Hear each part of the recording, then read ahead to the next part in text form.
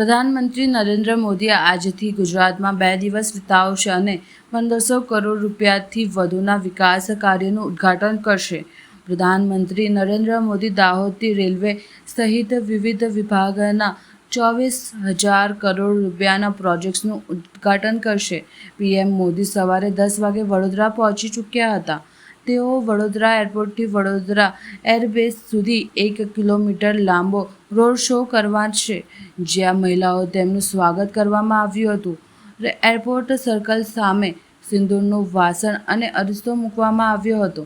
અહીં વડોદરાની મહિલાઓ માથા પર સિંદૂર લગાવીને અને સેલ્ફી લઈને ગર્વ અનુભવી રહી છે અને ભારતીય મહિલાઓના રક્ષકો સિંદૂરના હીરોનું સ્વાગત કરવામાં આવ્યું હતું। ઓપરેશન સિંદૂર પછી પીએમ મોદી પહેલીવાર ગુજરાતની મુલાકાતે આવ્યા। ભવ્ય સ્વાગત માટે હજારો મહિલાઓ વડોદરા પહોંચી હતી। મહિલાઓના લગ્નના પોશાક અને સિંદૂર પહેરીને એરપોર્ટ પર પહોંચી હતી। આજે અમે વડોદરા ખાતે વડોદરાના નાગરિકો અને નારી શક્તિ દ્વારા માનનીય વડાપ્રધાનશ્રીનું આગમન હેઠળ આપ જોઈ શકો છો, એક બહુ ઉજ્જવલ માહોલ, સારું માહોલ બની રહ્યા છે। નારી શક્તિ દ્વારા આજે માનનીય વડાપ્રધાનશ્રીનું સન્માન કરવાના છે।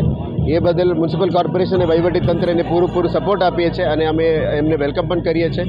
ઓપરેશન સિંદૂરના સફળતાપૂર્વક કામગીરી પછી ભારતીય સેનાઓની મનોબળ વધે એ બાબતનો આ કાર્યક્રમ આયોજન કરવામાં આવી છે।